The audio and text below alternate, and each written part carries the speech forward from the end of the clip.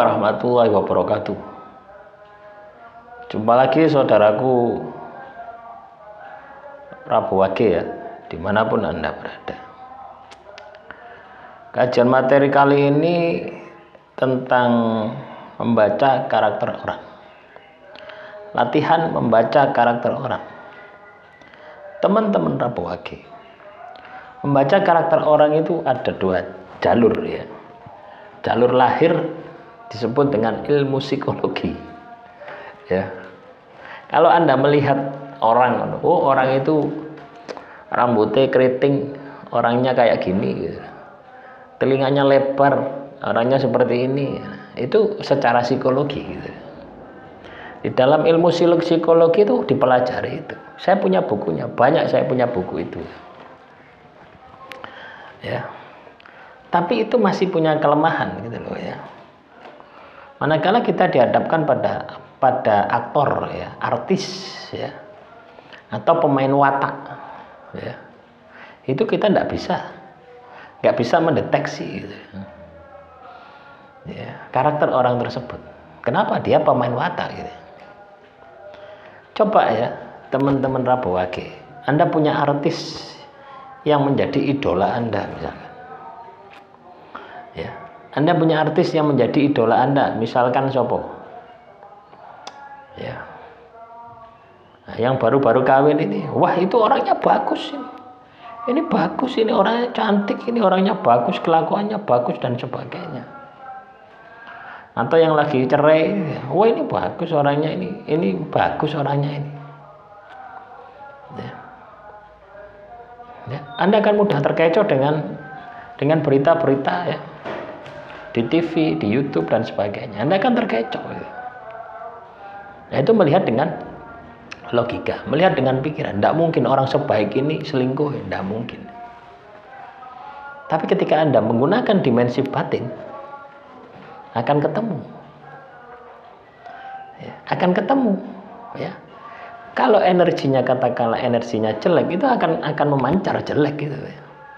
Tapi kalau energinya positif, akan memancar energi positif ya. Energi jelek itu ketika Anda tangkap itu merasa nggak nyaman gitu ya. Nggak nyaman ini diproses dalam batin kita untuk diterjemahkan. Alurnya seperti itu ya. Alur membaca karakter seseorang melalui dimensi batin itu gini teman-teman ya. Jadi kita merasakan ya, misalkan kita ketemu si A gitu ya. Misalkan ada artis yang sedang cerai, yang dituduh katakanlah selingkuh gitu. Itu coba Anda analisa dua-duanya, Anda rasakan menggunakan rasa, bukan menggunakan logika. Hilangkan logika, berita-berita ya, yang ada di televisi, yang ada di YouTube atau di internet, itu hilangkan semua.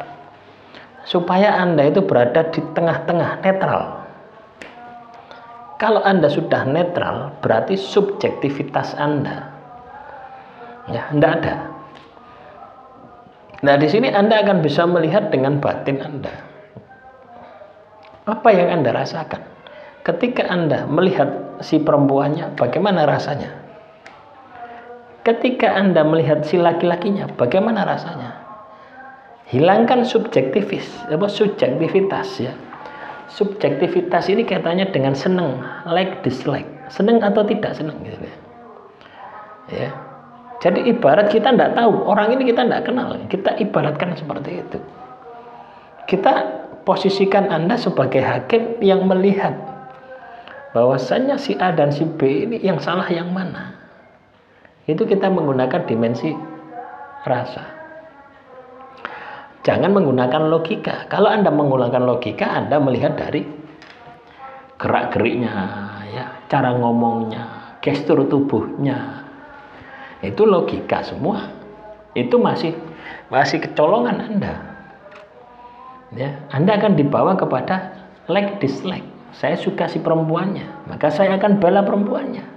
Saya suka si laki-lakinya, maka saya akan bela si laki-lakinya. Akan seperti itu. Ya. Sebenarnya sederhana. Anda pakai logika yang sebenarnya sederhana. Orang katakanlah menuduh seseorang melakukan perzinahan, ya, menuduh, dan memang dia tidak melakukan, ya, dia tidak melakukan, maka dia dosa. Dosanya lebih kejam daripada yang melakukan. Ya, apa yang terjadi? Dia akan dilaknat sama Tuhan. Itu konsekuensi gitu loh ya. Jatuhnya apa? Fitnah. Anda tahu sendiri, fitnah itu al-fitnatu asyaddu minal qatl. Fitnah itu lebih kejam daripada pembunuhan. Ya, jadi di dalam Al-Qur'an itu dihukumi orang yang melakukan fitnah lebih kejam daripada pembunuhan.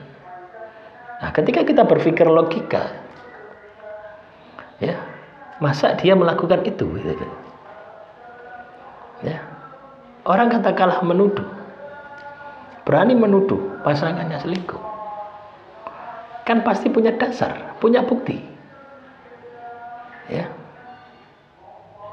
coba kita pikirkan, dia punya anak, dia sampai berani melakukan seperti itu. Apakah secara logika, ya, secara logika dia melakukan semacam itu tidak terkena beban mental? Ibarat apa? Dia melakukan tuduhan semacam itu, ya, efeknya kemana? Ke anaknya juga. Ya.